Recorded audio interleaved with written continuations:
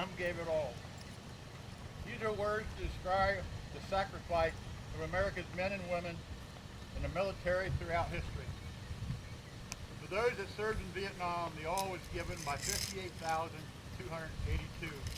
These are the names written on the wall, the memorial in Washington, D.C.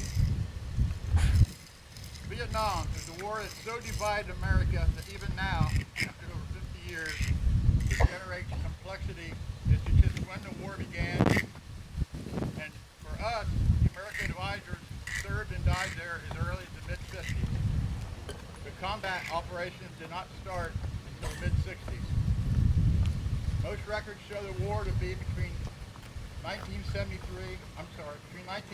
and 1973. During these years, over 9 million Americans served in the military, and of those, approximately 2.5 million served in Vietnam. Since the war did not end in the manner that America is used to seeing wars end, there were myths and excuses made to justify the manner of the ending. Some of these myths were that Americans involved were draftees. They did not want to participate in the war. Of the 77% of the combat deaths in Vietnam were from volunteers. Soldiers serving in World War II were much different. They were older, wiser. The average age of the combat soldier in Vietnam was 22. World War II was 25. However, the veterans of Vietnam, 79% had a high school education, but only 24% of those in World War II had one.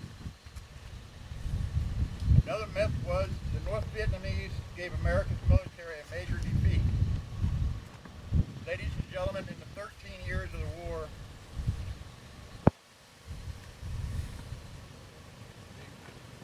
America's military never lost a face-to-face, hands-up battle to the North Vietnamese, the Viet Cong. The defeat in Vietnam was lost on the streets of America and in the halls of Congress. This was a political defeat and not a military defeat for soldiers.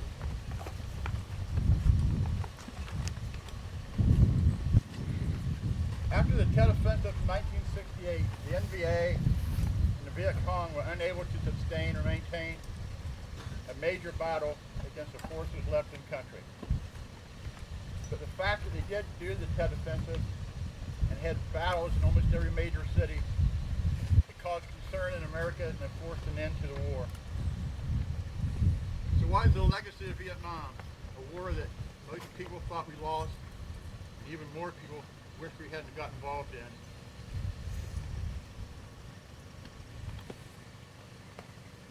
For me, I feel I learned a lesson that once again America was at war. Once again, the men and women responded to the call and responded. It could just as easily have been World War I or II or Korea from the past, Kuwait, Iraq, Afghanistan, or the present. The place and time are important only to those serving. Not so much as the fact that once again our country was there, once again the call was answered. Although for the Vietnam veteran, America may have turned its back on you when you came home, we never turned our back on America or on each other.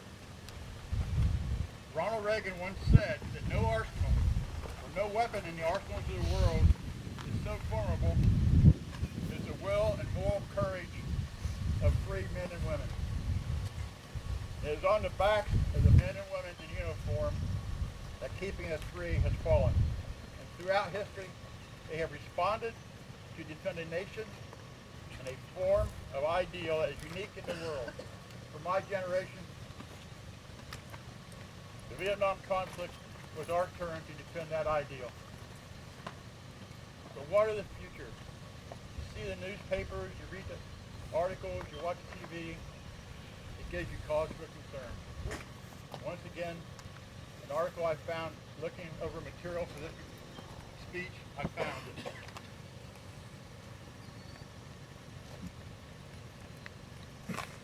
Here's the end of the day. members of the Park Service were clearing away some of the items left at the Vietnam Memorial. And there it was. A football helmet, black with white stripes, and a wristband. With them a handwritten letter. They were from a high school student born long after the Vietnam War. The letter said, "Dear Vietnam veterans, there are two things from me to you that I think you should have. The helmet is from my time at Pee Wee football. The wristband from my senior year at high school. In these two pieces of equipment, I was allowed to make mistakes, correct them, and grow and mature as a person. However, that was my battlefield. You did not get the chance to do that on your battlefield. Some of you were forced to grow up too fast. All of you died too soon.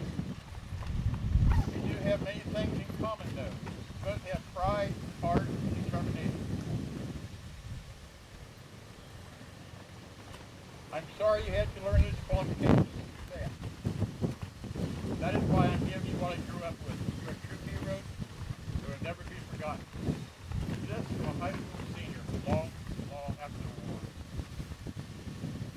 In each instance, when called upon to defend the rights of this nation, those men and women serving have responded, whether it's World War II or Vietnam, during a time of disruption and confusion among the people of our nation, or even today when wars in Iraq and Afghanistan provoke similar confusion among our people.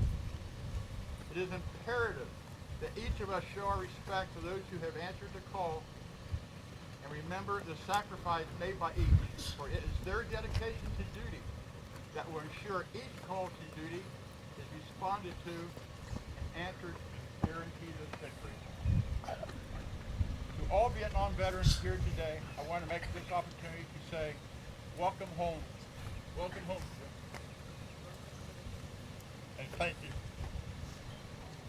And to all veterans, past and present, and in the future, may God bless you and keep you safe. Thank you very much.